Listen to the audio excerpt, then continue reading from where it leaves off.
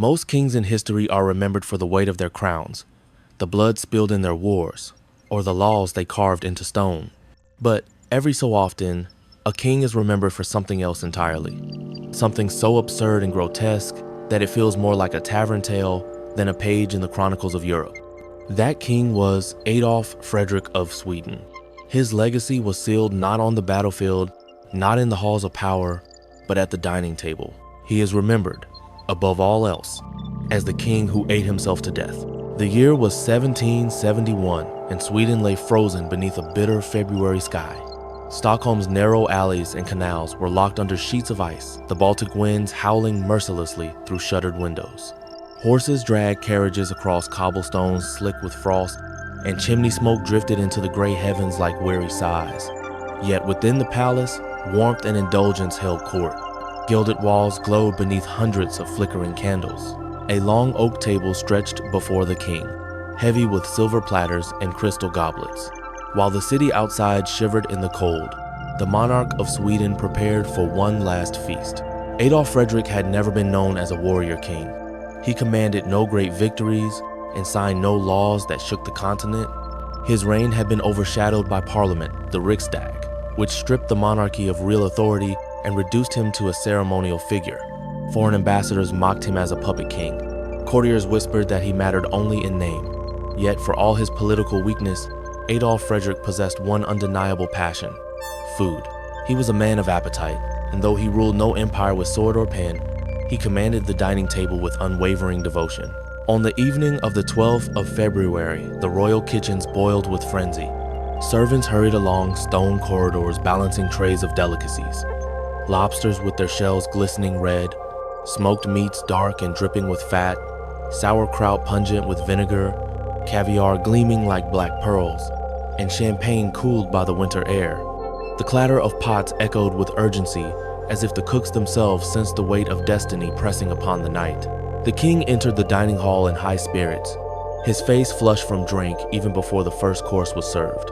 Silver knives flashed, goblets clinked, laughter rose. The fire in the great hearth spat and roared, casting long shadows on the gilded walls as if the very flames knew what was to come. He ate with reckless joy. Lobster shells cracked beneath his fingers, salt and vinegar stung the air, and the pungent sauerkraut mingled with the sweetness of wine. One course slid into another, then another, the pace of the feast relentless, indulgence layered upon indulgence. And then, as if the gods of appetite demanded a final tribute, dessert was brought forth: semla, a soft wheat bun filled with almond paste and cream, drowned in bowls of steaming milk. Traditionally, one or two would suffice as a treat before the fasting of Lent, but for Adolf Frederick, moderation was never an option. 14 bowls were placed before him, and one by one, they disappeared. Imagine the scene: the cream dripping down the sides, the warm milk curling into steam above the bowl, the soft bun collapsing under the spoon. He devoured them all, his fingers sticky, his lips wet with sweet cream. Each bite a moment of fleeting pleasure, each swallow another step closer to oblivion. When the 14th bowl was cleared away, the king leaned back in his chair, chest heavy with champagne, belly swollen with food, and eyes glazed with exhaustion. The room still laughed, the fire still crackled, the silver still gleamed, but the shadow of death had already taken its seat beside him. Not long after, his groans broke the merriment, his laughter faltered, his hands clutched his stomach. Servants rushed to his side as he bent forward in pain, his breath ragged, his face drained of color. Sharp cramps twisted his body. Doctors were summoned, prayers whispered, remedies attempted. Nothing worked. No potion could undo the feast that raged inside his body. The corridors of the palace fell silent, the guests frozen with dread as the king, who had lived in the shadow of irrelevance, began to collapse beneath the weight of his own indulgence. By midnight, it was over. Adolf Frederick, King of Sweden, lay dead. Not by assassin's blade, not by poison slipped into his cup, but by his own appetite. His final banquet had become his grave. Outside, the city still slept under snow, the world unaware that history had just gained one of its strangest tales. By dawn, the whispers had spread.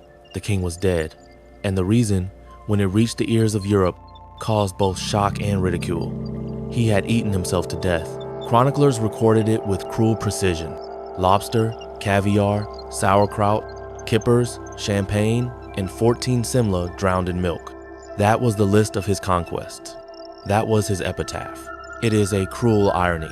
A man born into privilege, raised to rule, destined to wear the crown of Sweden, remembered for nothing in his reign but everything in his death. Where other kings left behind empires, reforms, and legends, Adolf Frederick left a cautionary tale about greed and excess. And yet, perhaps his story is not only about gluttony. Behind that final feast was a man desperate to escape irrelevance, a king trapped in the shadow of Parliament, a soul who sought solace not in power but in pleasure. His was a life consumed by the hunger for meaning, and in the end, that hunger consumed him in return. And so the story begins. To understand how a ruler of Sweden came to be remembered not for his reign but for his dinner table, we must step back into his life, his court, and the fragile throne he once inherited. For only then can we see how his final supper was less an accident of appetite and more the inevitable conclusion of a life defined by emptiness. And if stories like this fascinate you, the strange, the grotesque, the forgotten corners of history, then make sure to like this video and subscribe to the channel so you won't miss the next tale where truth proves itself far stranger than fiction. Adolf Frederick was never meant to be a king whose name thundered through the centuries. Born in 1710 into the lesser branch of a noble family in Holstein-Gottorp, he entered the world not as a destined ruler, but as a pawn in the shifting chessboard of European dynasties. His bloodline was respectable, yes, but it was not the kind that carved empires. He grew up under golden ceilings, schooled in the arts of diplomacy, theology, and languages. But in truth, he was groomed less for greatness than for utility. His value was in his connections, his potential to marry well, to serve as a bridge between families that carried real power. Sweden, at the time of his rise, was a nation in flux.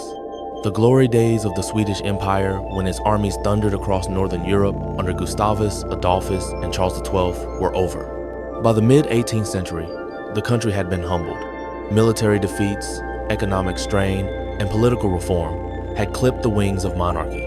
What followed was the so-called Age of Liberty, when real authority passed into the hands of the Riksdag, the Swedish parliament. Kings still wore crowns, but they no longer commanded with absolute will. They were figureheads, ceremonial rulers surrounded by courtiers and laws that bound them more tightly than iron chains. Into this cage of politics stepped Adolf Frederick. In 1743, he was chosen as heir to the Swedish throne, not for his charisma, nor for his accomplishments, but because foreign powers approved of him. To Russia, he was pliable. To Sweden's politicians, he was manageable. His candidacy was a compromise, a way to balance the ambitions of great nations with the ambitions of Swedish factions. In short, he was selected precisely because he was unremarkable. When he ascended the throne in 1751, the reality of his role became clear. The crown that sat on his head glittered with jewels, but it carried no weight of command. The Riksdag dictated policy. The aristocracy maneuvered behind the scenes. Adolf Frederick signed what he was told to sign and vetoed nothing. He presided over ceremonies, endorsed reforms written by others, and listened to debates in which he held no real voice. For all the splendor of his title, he was a king in name only. History, in its cruel fashion, remembers such rulers poorly. Those who achieve nothing are quickly forgotten, and Adolf Frederick seemed destined to vanish into obscurity. His reign had no wars that defined him, no revolutions he inspired, no monuments he built. In the annals of Swedish politics, his 20 years on the throne are described with polite brevity, as if historians struggled to find anything worth noting. His ministers worked, his parliament quarreled, his nobles schemed, and the king himself drifted in the background like a shadow painted into a portrait. Yet there is something haunting in this emptiness. Imagine a man born to the idea of majesty, groomed to wear crowns, celebrated in ceremony, yet daily confronted with his own irrelevance. To hold power in name and know it means nothing, what could such a life do to the spirit? Some claimed Adolf Frederick bore it well, that he was genial, mild, even content with his comfortable insignificance. But others whispered that he grew restless, weighed down by a gnawing hunger to matter. It was here that appetite began to define him, not as metaphor but as reality. While he could not conquer on the battlefield, he could at least conquer the table. The court became accustomed to lavish feasts, where the king, smiling broadly, devoured course after course with a zeal he seldom showed in politics. His fondness for sweets was well known, and semla, that cream-filled pastry soaked in milk, became his delight. To foreign envoys, he was increasingly a man whose character was measured by his indulgence. They laughed behind closed doors, calling him the king of the dining table, a monarch who wielded fork and knife with more determination than scepter and sword. This reputation clung to him, and in a sense, it was all that set him apart. The Riksdag debated laws, nobles, plotted schemes, wars and alliances shifted across Europe, and Adolf Frederick ate. In another man, gluttony might have been a vice to hide, but in a powerless king, it became almost a performance.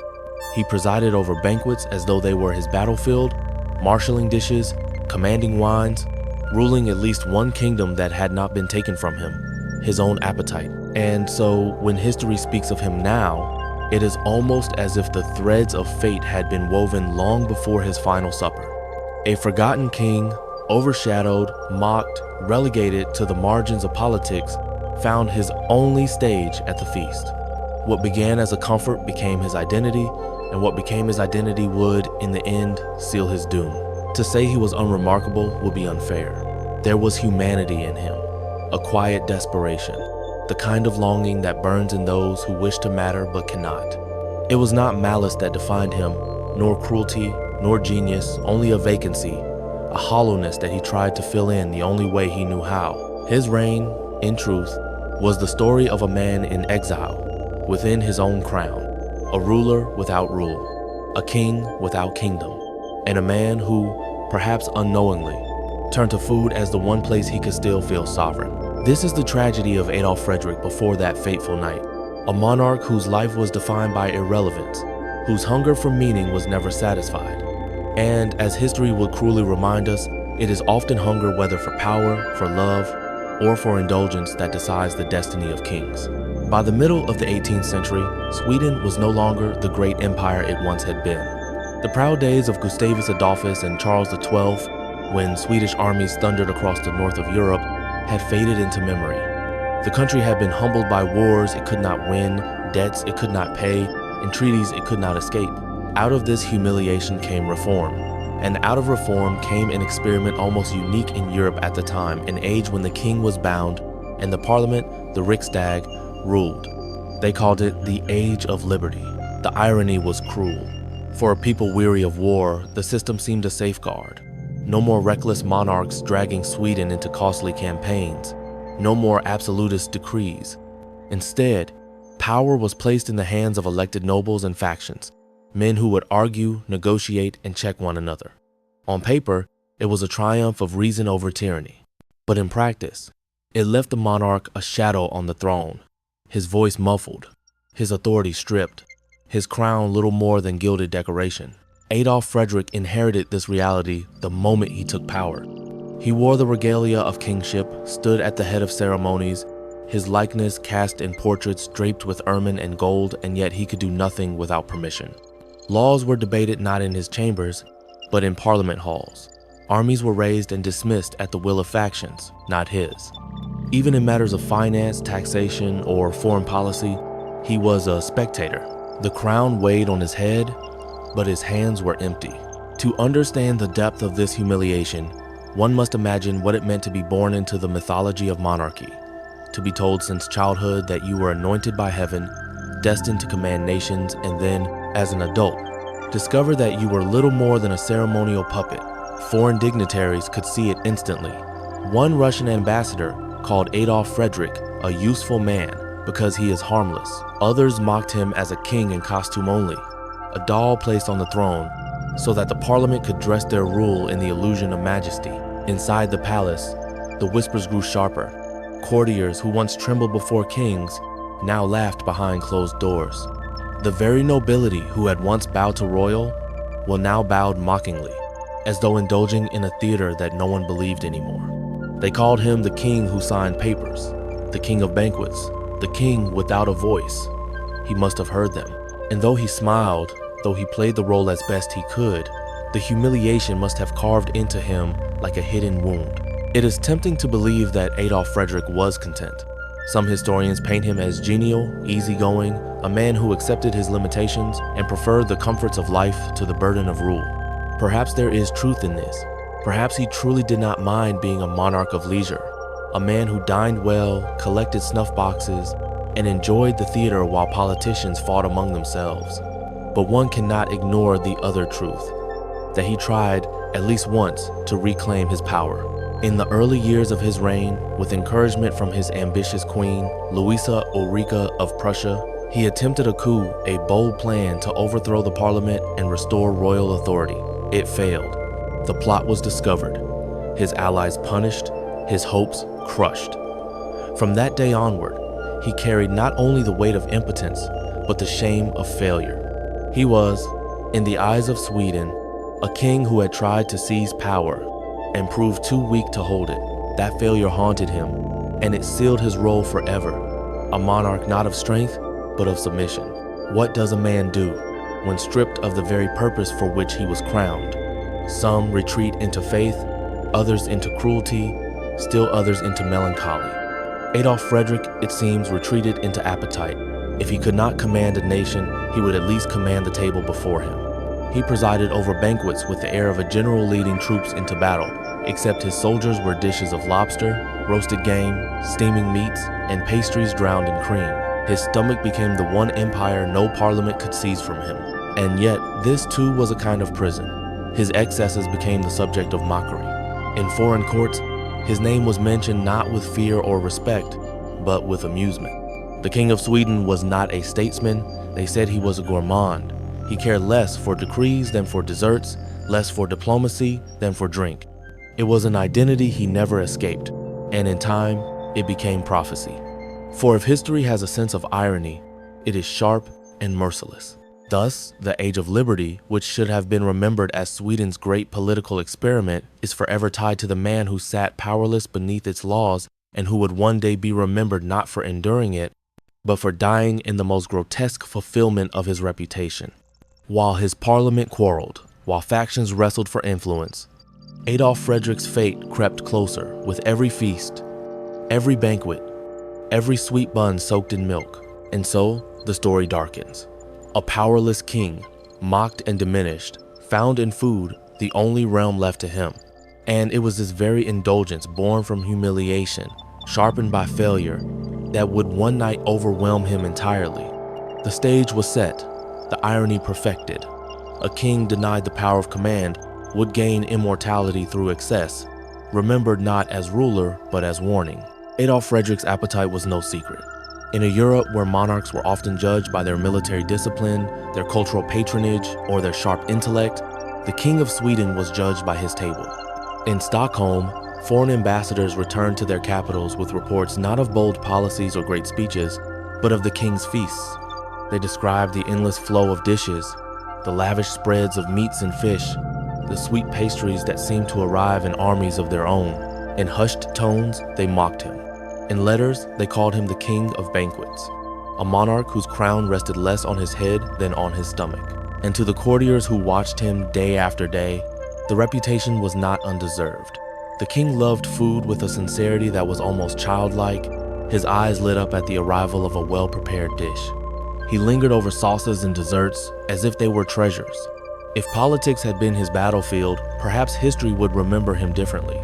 But politics was denied to him, and so the table became his arena and indulgence his weapon. There were whispers that he took solace in eating precisely because he was denied power elsewhere. His failed attempt to seize authority from the Riksdag had humiliated him. His role as a puppet monarch gnawed at his dignity. But in the dining hall, no one could deny him. No parliament could strip him of a feast. No noble could veto his appetite. Here, he ruled unchallenged, a king presiding over courses and platters. His dominion measured not in provinces, but in portions.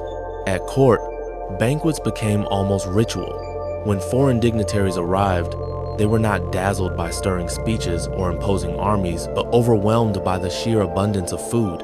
The king smiled warmly, filling his plate again and again, sometimes out-eating all his guests combined. For some, it was charming, proof of a generous host. For others, it was embarrassing, a reminder that their monarch was known not for wisdom or power, but for gluttony. Sweden's aristocracy, already critical of their diminished king, used it as ammunition.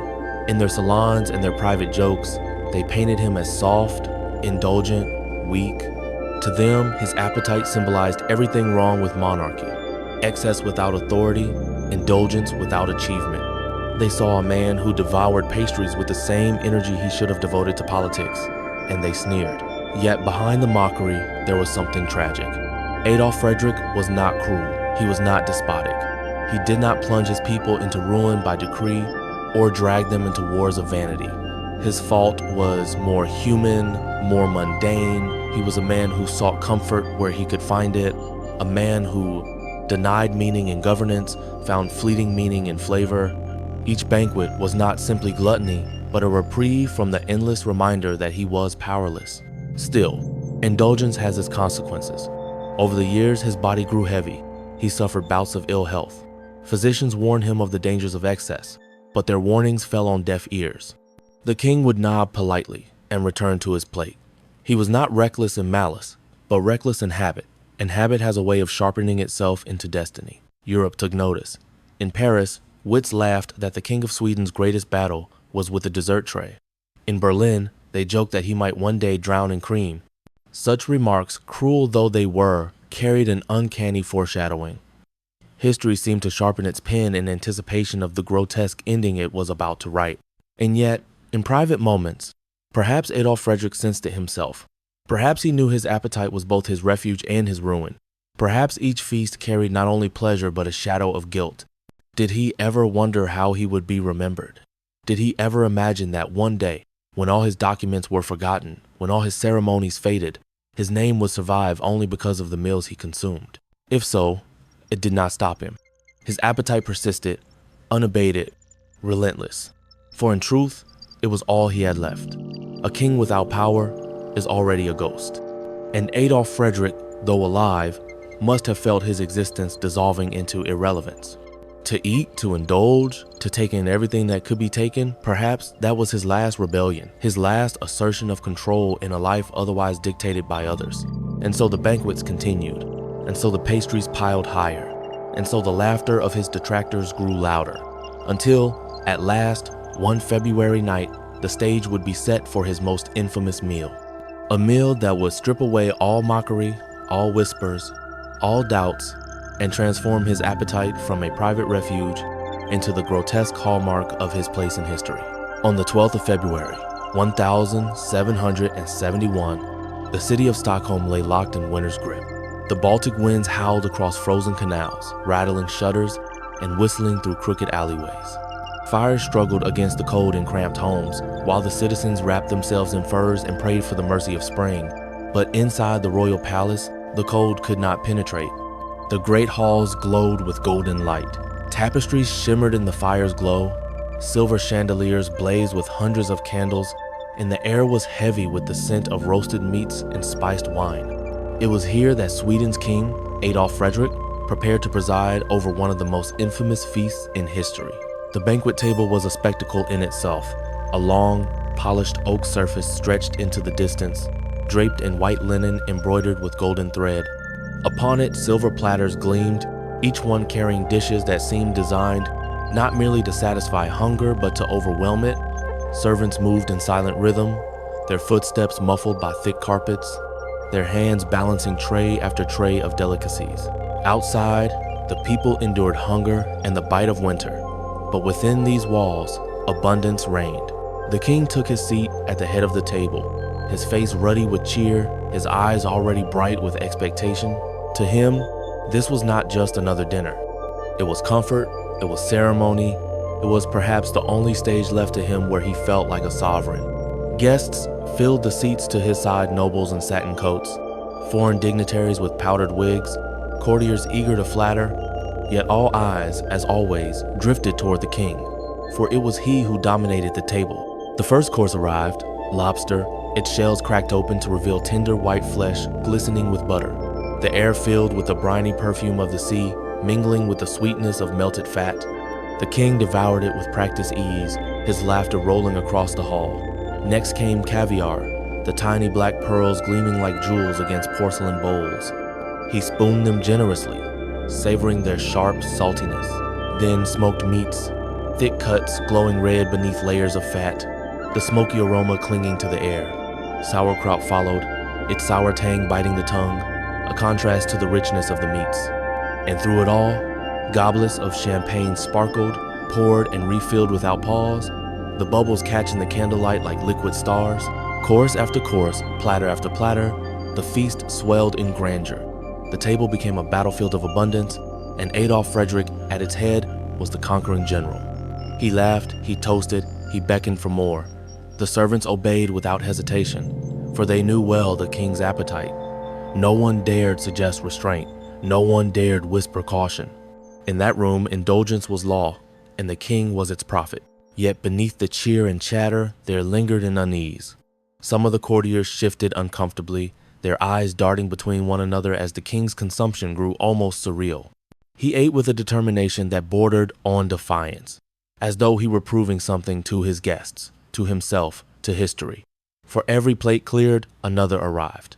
For every goblet drained, another was filled.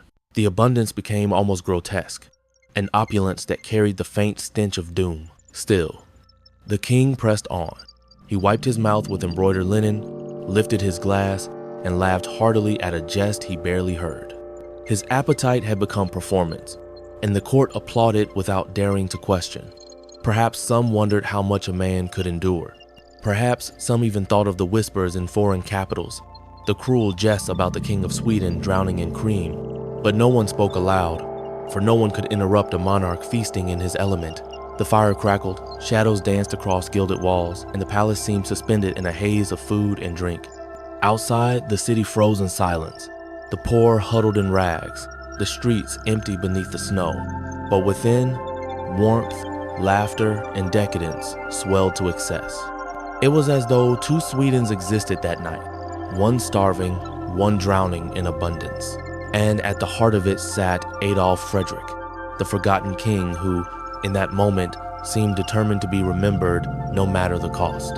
The feast continued long into the night, the table becoming a graveyard of lobster shells, bones stripped bare, empty bottles, and crumpled linen stained with grease. Still, the king pressed on, demanding more, commanding the table as if it were his last dominion. Servants exchanged worried glances, but none dared slow the flow of dishes. In the eyes of the court, it was nothing unusual. To them, this was simply the king as he had always been, indulgent, jovial, insatiable. But fate had taken its seat at the table as well. It lingered in the corners of the hall. It flickered in the candles. It hid within the steam rising from the dishes. Though no one could yet see it, the night was sharpening its teeth. For beyond the lobster and the caviar, beyond the meats and the wine, there remained one dish yet to come. A dish so beloved by the king that it would outshine all the rest. And it was this dish, humble in appearance, but heavy in consequence, that would seal his legacy forever. The feast should have ended long before. The lobster shells were cracked and scattered, the smoked meats stripped to the bone, the sauerkraut bowls empty, the champagne bottles drained of their sparkle. The air was thick with the mingled perfumes of grease, spice, and smoke, and the tablecloth had become a battlefield of crumbs and stains. Yet the king was not finished. He leaned back in his chair, cheeks flushed, breath heavy, but his eyes gleamed with anticipation. For now came the course he loved most of all, the one indulgence that was his truest delight, the dessert known as semla. The servants knew what was expected. From the kitchens came the procession of bowls, each carrying the same creation, a soft wheat bun split open, filled with almond paste and a generous crown of whipped cream, then drowned in steaming milk. The smell of warm bread and sweet sugar drifted into the hall, cutting through the heaviness of the earlier dishes. To most, it was a treat taken in moderation, a single indulgence before Lent began. But to Adolf Frederick, moderation had never been part of the ritual. He was a king who had little left to command, and so he commanded excess. The first semla was placed before him. The king wasted no time, his spoon cutting through the bun, the cream spilling over the edges, the hot milk soaking the bread into a soft, decadent collapse. He ate with visible pleasure, his eyes closing as he savored the sweetness, the warmth spreading across his tongue. A murmur of polite laughter rippled through the guests. though some exchanged uneasy glances. Few men of his age and girth would dare such indulgence.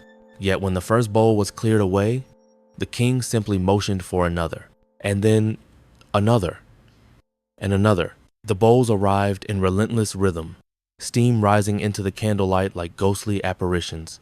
The courtiers tried to keep their conversation alive, their voices brittle, forced, as the king pressed onward. By the time he reached the 7th serving, the laughter had faded into silence. By the 10th, only the scrape of his spoon and the hiss of the fire filled the hall. By the 12th, servants were exchanging terrified glances, unsure whether they were watching a celebration or a slow execution. But the king was determined. Whether it was gluttony, stubborn pride, or the need to perform his sovereignty at the table, he refused to stop. His breathing grew labored, his hand trembled slightly as he raised each spoonful, yet still he pressed on. The cream clung to his lips, the milk stained his beard, and the buns collapsed into soggy fragments that he devoured with a grim satisfaction. 13 bowls passed, then 14. At last, he leaned back, eyes glassy, his stomach distended beneath his embroidered waistcoat, and sighed with the kind of satisfaction that only comes from excess. For a brief moment, it seemed as though the feast was complete. The courtiers forced smiles, some raising their goblets in hollow toasts, others looking away as if ashamed to witness what had just unfolded. The fire crackled, the candles flickered. Outside, the snow fell soundlessly against the palace windows. But within the hall, a different silence settled, heavy and suffocating. It was the silence of something unseen, a presence lurking just beyond the light, the silence of fate. The king shifted in his chair, one hand pressed against his chest. At first, it seemed nothing more than the ordinary discomfort of overeating. But then came the groan, low at first, then sharper, rising from his throat like the sound of a man in pain. His breath caught, his face tightened, his hand clutched his stomach. The courtiers froze. Servants rushed forward. The laughter and chatter that had once filled the hall vanished as quickly as smoke in the wind. Adolf Frederick tried to wave them off, but his body betrayed him. His breaths came shorter, ragged, his skin pale beneath the flush of wine. He leaned forward, groaning again, his chair creaking under his weight. The very excess that had been his refuge had turned against him, and in that moment, even he seemed to realize it. Yet there was no stopping what had begun. 14 bowls of semla lay heavy in his gut, mixing with lobster, meats, champagne, and caviar in a grotesque alchemy that no physician could undo. The guests whispered prayers, their faces pale in the candlelight. Some stared in horror, others with a strange detachment, as if they knew they were watching history twist into legend. The servants, trembling, fetched physicians, but the remedies they carried were little more than tinctures and prayers. The king moaned, sweat beading on his brow, his fingers clawing at the tablecloth. The hall that had moments before echoed with merriment now pulsed with dread. It was said that the last candle guttered, just as his body convulsed, the wax dripping down like a slow funeral bell. The fire hissed, a log collapsing into ash, sending sparks into the chimney's black throat. Somewhere outside, a bell tolled the hour, its sound muffled by snow. Inside, time itself seemed to falter. The feast had ended, but its final course was death. For in the pursuit of indulgence, Adolf Frederick had sealed his fate, not with sword, nor poison, nor treachery, but with dessert. His beloved semla, sweet and innocent to any other man, had become the instrument of his undoing. And as his servants struggled to lift him, as courtiers whispered in terror, the truth became undeniable. The king had eaten himself to death. The groan that escaped Adolf Frederick's lips was not the sound of mild discomfort. It was deeper, roar, a sound that silenced the hall. At first, his guests froze in awkward uncertainty. Perhaps they thought it only indigestion, the inevitable result of such reckless indulgence. But then the king's body convulsed, his face drained of color, and the truth rippled through the room like ice in the veins. Something was terribly wrong. Servants rushed forward, their slippers muffled against the thick carpets, their arms stretching to steady the monarch as he clutched his stomach. The great hall, which moments before had reverberated with laughter and the clinking of goblets, now swelled with panic. Dignitaries murmured prayers under their breath. Courtiers exchanged frightened glances. some shrinking back from the table as if the king's suffering might leap onto them. "Fetch the physicians," someone cried, and immediately a pair of doctors were summoned from their chambers within the palace. They came quickly, their faces grave, their leather satchels swinging at their sides.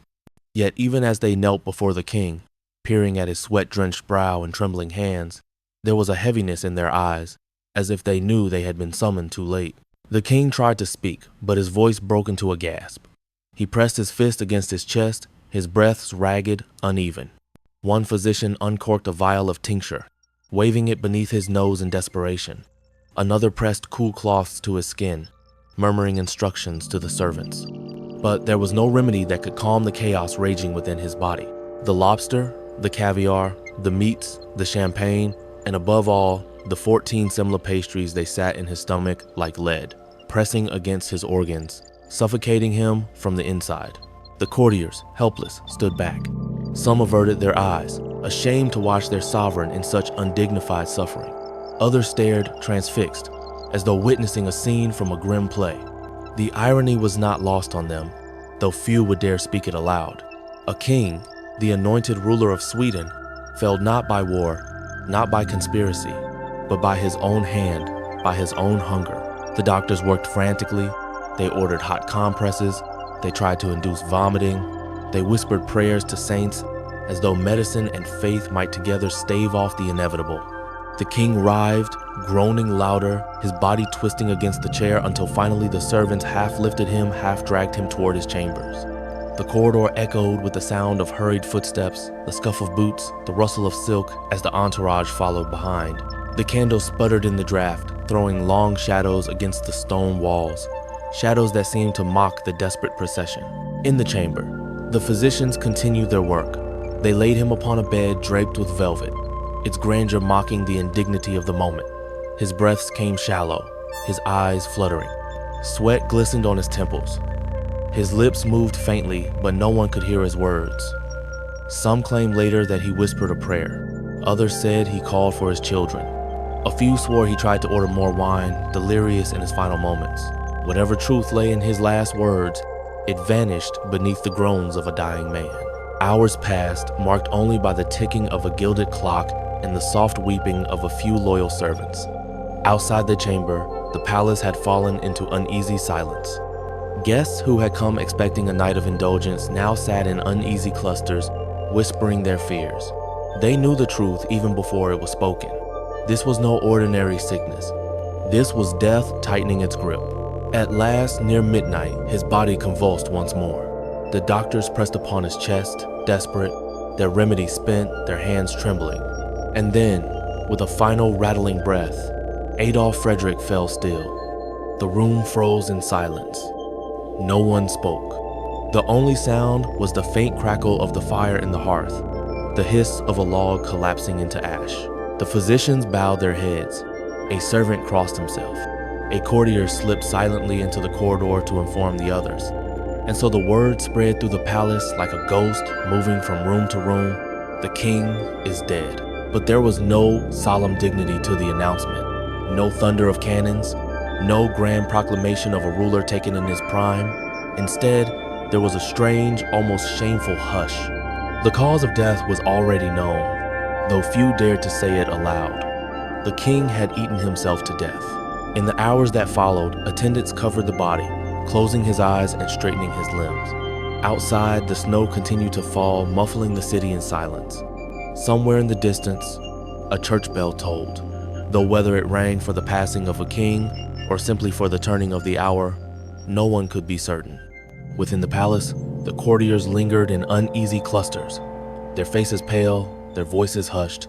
They knew history would not be kind. They knew that this night, this grotesque death, would follow Adolf Frederick's name into eternity. And so, in the small hours of the 13th of February, a chapter of Swedish monarchy closed. The man who had spent 20 years overshadowed by Parliament, mocked as a puppet, forgotten as a statesman, was now unforgettable, not because of his deeds, but because of his appetite. His reign ended not in triumph or tragedy of war, but in the silence of a bedchamber, the air still heavy with the scent of feasting. When dawn broke over Stockholm on the 13th of February, 1000, 771, the city still slept under the suffocating weight of snow. Smoke rose quietly from the chimneys, carriages moved slowly along the icy roads, and shopkeepers prepared for another day in silence. But within the royal palace, a secret was already stirring, one that would soon spread across Sweden and beyond. The king was dead. Word moved quickly, carried first by servants, then by courtiers, then by the messengers dispatched into the streets. Yet it was not merely the death of a king that startled the city. Kings die after all, and the machinery of monarchy moves on. What froze the whispers in people's throats was the manner of his death. Adolf Frederick, ruler of Sweden, had not fallen to an assassin's blade, nor to poison, nor to illness. He had fallen to the contents of his own table. At first, the news seemed too absurd to believe. Some dismissed it as rumor, a cruel joke invented by his enemies. But when the official reports confirmed it, when chroniclers recorded the list of foods consumed on that fatal night, disbelief gave way to astonishment, and astonishment to ridicule. In taverns and markets, the people muttered with a mixture of awe and embarrassment. Their king, the man crowned with the authority of heaven, had gorged himself to death on lobster, sauerkraut, champagne, and pastries. As the news traveled beyond Sweden, it grew sharper, more mocking. In the courts of Europe, where kings and queens still played their dangerous games of power, Adolf Frederick's death became a kind of dark entertainment. In Paris, wits joked that Sweden had lost its king not to war, but to cream. In Berlin, pamphleteers sneered that he had drowned in milk rather than blood. In London, satirists wrote verses about the banquet king, painting him as a man who fought his greatest battles with a spoon. The ridicule cut deeply, for Sweden was already struggling to maintain its dignity on the European stage. Once an empire of warriors, it was now a nation of weakened influence, overshadowed by larger powers. To lose a king was a blow. To lose him in such grotesque fashion was humiliation. Diplomats whispered behind their fans, ambassadors exchanged smirks, and the name of Adolf Frederick became less a subject of respect than of mockery. Yet beneath the ridicule lay unease, for his death was more than absurd, it was symbolic. To some, it reflected the decay of monarchy itself, the spectacle of a king, stripped of real power, indulging himself into oblivion. To others, it was a cautionary tale of excess, a reminder that even the highest crown could not shield a man from the consequences of greed. His death, in its absurdity, carried a moral weight that sermons soon seized upon. Preachers thundered from pulpits about the dangers of gluttony, pointing to the king's fate as a divine warning. In Sweden, the court struggled with how to present the story. To admit the truth was to invite ridicule. To conceal it was impossible. Chroniclers softened their words, speaking of indigestion and sudden illness. But the details were already loose in the world, carried by those who had witnessed it. No amount of elegant phrasing could erase the image of a king undone by his own appetite. Meanwhile, common people told the tale with a mixture of pity and dark humor. In the taverns, drunkards raised mugs in his honor, laughing that their sovereign had died as they themselves might one day too full of food and drink to continue. In kitchens, the story was retold like a fable, a reminder that even kings could not eat without consequence. Children whispered about it with morbid fascination, imagining the mountain of pastries that had carried him to his grave. His family grieved, of course. His son Gustav wept for his father, but also sensed what lay ahead. For Gustav, soon to become Gustav III, understood that his own reign would be defined in part by escaping the shadow of this grotesque legacy. He would need to prove himself more than the son of a king who ate himself to death.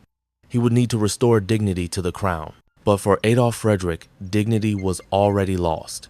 His reign, 20 years of political impotence, had left little mark. His death, grotesque and unforgettable, had etched his name forever. Europe would not remember his decrees, his ceremonies, or his failed coup. They would remember only the feast, the pastries, the champagne, and the silence that followed. In time, the story became myth, sharpened by retelling.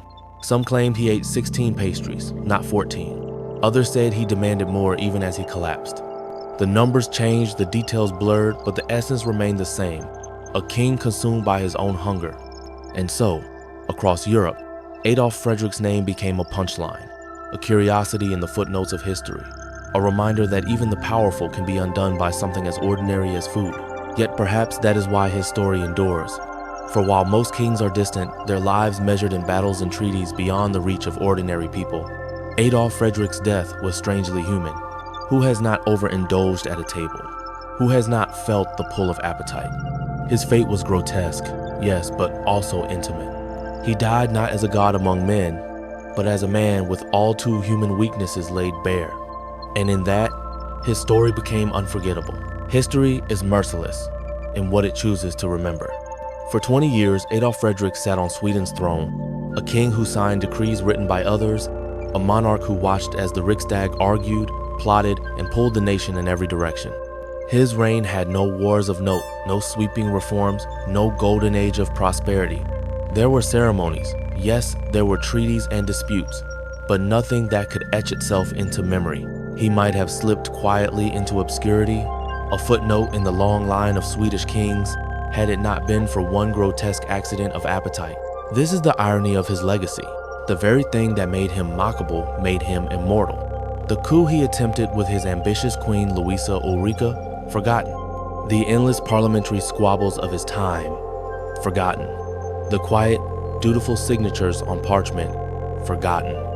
But the feast, the lobster, the caviar, the champagne, the 14 semla pastries that lived on, it was his undoing, and yet also his triumph, for in death he achieved what he never managed in life. He became unforgettable. Other kings are remembered for crowns of victory, for blood spilled in battle, for monuments carved into stone. Adolf Frederick's crown was porcelain, his battlefield a banquet table, his monument the grotesque story of his own collapse. And yet, across the centuries, his name still lingers on the lips of historians, comedians, preachers, and storytellers. His fate has been told and retold, shaped into cautionary tale, satirical verse, and dark humor. The irony deepens when one considers how his story is remembered in Sweden itself. Every year, on Shrove Tuesday, the tradition of eating semla continues. Families gather to enjoy the sweet buns filled with almond paste and cream, soaked in warm milk. Children delight in the treat, unaware that the most famous consumer of semla was a king who devoured them to his death. For most, it is simply a seasonal indulgence. For others, it is a quiet nod to the monarch who turned dessert into destiny.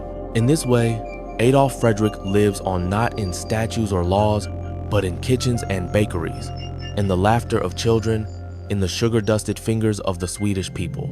A king remembered not for how he ruled, but for how he ate. It is tempting to see justice in this. A monarch who spent his life overshadowed by others finally claimed his place in history, though not as he intended.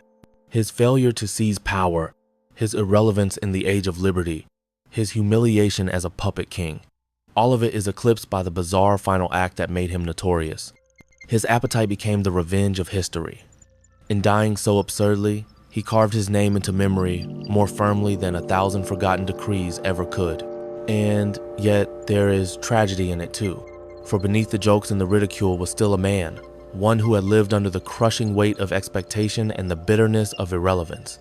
He has sought solace where he could find it, in the pleasure of food, in the fleeting warmth of indulgence. His excess was not the cruelty of a tyrant, not the vanity of a conqueror, but the desperation of a man who longed to matter. That he is remembered only for his gluttony is a kind of cruelty, a final humiliation that he himself could never have imagined. Still, the paradox cannot be denied. Adolf Frederick's reign was empty, but his death was full of detail, full of imagery, full of grotesque fascination. And in history, detail is what survives. We forget the bland, the uneventful, the ordinary, but we never forget the extraordinary even when it is absurd, especially when it is absurd. Thus, his name endures. Scholars write his story as an oddity. Storytellers whisper it as a grotesque fable. Satirists revive it to mock excess and indulgence. Preachers invoke it to warn against gluttony. And bakers, unknowingly or not, honor it each year with sugar, cream, and almonds. His life may have been a shadow, but his death was a flame brief, grotesque, and eternal. This is the great irony of legacy. Kings may fight to shape how they will be remembered, but memory is not theirs to command. Adolf Frederick longed for power, but power slipped through his hands. He longed for meaning, but meaning never came.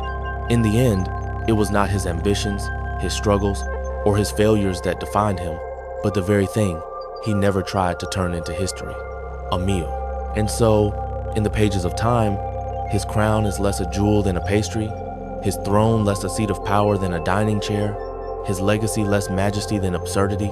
And yet, is this not the truest form of immortality? To be remembered, even for the strangest of reasons, is still to defeat the silence that claims most lives. Adolf Frederick's name lives on when countless others have been lost. Not as he wished, not with glory or dignity, but with grotesque fascination. And perhaps, somewhere beyond the grave, the king who could never command a nation might take a bitter comfort in the fact that at last, he commands memory. History is often crueler than any storyteller, for it chooses which lives to elevate and which to discard, not with justice, but with irony. Adolf Frederick of Sweden wore the crown for 2 decades, a king in ceremony, a puppet in practice, a man overshadowed by parliament, mocked by ambassadors, and forgotten by his people. Had he died quietly in his bed of age or illness, his name might have dissolved into obscurity, remembered only by scholars leafing through dusty chronicles. Yet fate, with its merciless wit, had another plan. It bound his legacy, not to his reign, but to a single night of indulgence, a single banquet, a single dessert. And so, while other monarchs fade into silence, Adolf Frederick endures the king who ate himself to death. There is something both grotesque and profoundly human in his story. Grotesque because the image of a monarch undone by pastries and champagne feels like parody rather than history. Human because who among us does not know the temptation of appetite, the desire to take more than we need, to grasp for comfort when dignity slips through our hands. In his final feast, Adolf Frederick was not only a king, but also a man laid bare, vulnerable in the most ordinary of ways. That is why his story lingers. It is not distant like tales of armies and empires. It is intimate, unsettlingly familiar. He was destroyed not by treachery, not by politics, not by war, but by the same hunger that has always haunted mankind. And perhaps this is why his death has survived the centuries while his reign has not. For history does not always reward greatness. Sometimes it rewards strangeness. It is not the steady rulers we remember, but the ones who stumble, who fall, who perish in ways too peculiar to forget. Adolf Frederick's legacy is not carved into marble or written into laws. It is whispered in jokes, repeated in sermons, and tasted every year in the sugared cream of a semla. In that sense, he achieved a kind of immortality more lasting than many kings who spilled rivers of blood to secure theirs. Yet it is an immortality tinged with mockery. His story is told with a laugh, with a shake of the head, with disbelief that it could even be true, and yet it is. Stranger than fiction, history holds it as fact. A king consumed by his own consumption. A man who, denied all other power, seized the only dominion left to him, his appetite, and was conquered by it in turn. The paradox is inescapable. His death was his disgrace, and yet also his crown. One imagines him, even now, haunting the long halls of the palace, not as a proud monarch, but as a restless shadow, still clutching at pastries, still reaching for a glass of champagne that will never be emptied. A ghostly reminder that power is fragile, dignity is fleeting, and history is merciless in what it chooses to remember. For in the end, kings and peasants alike are bound by the same truth. We are all undone by what we cannot control. For Adolf Frederick, that truth took the shape of 14 steaming bowls of semla. And so his story closes, not with grandeur, not with triumph, but with irony sharpened into legend. He reigned for 20 years and achieved nothing of note. He died in one night and achieved immortality. His name, forever bound to appetite, endures as a cautionary tale, a grotesque parable, a reminder that history is not only written in blood and stone, but also in bread and cream. Perhaps that is the lesson his life leaves us, that history is not a gallery of noble statues, but a carnival of absurdities. That power does not guarantee dignity. That the smallest of choices, another glass, another pastry, another indulgence can shape destiny as surely as a crown or a sword. And that truth, more often than not, is stranger than fiction. So, when you next hear the name Adolf Frederick, do not think of decrees or battles. Think of the flicker of candles on a banquet table, the smell of roasted meats heavy in the air, the laughter that turned to silence, the king who leaned back in satisfaction after his 14th dessert and never rose again.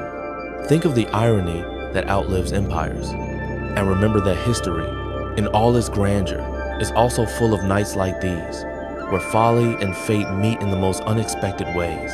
And now I leave you with a question. Was Adolf Frederick's death merely absurd chance, or was it, in its cruel symmetry, the perfect punishment for a life defined by emptiness? Perhaps you already know the answer. Perhaps it is better that you decide for yourself.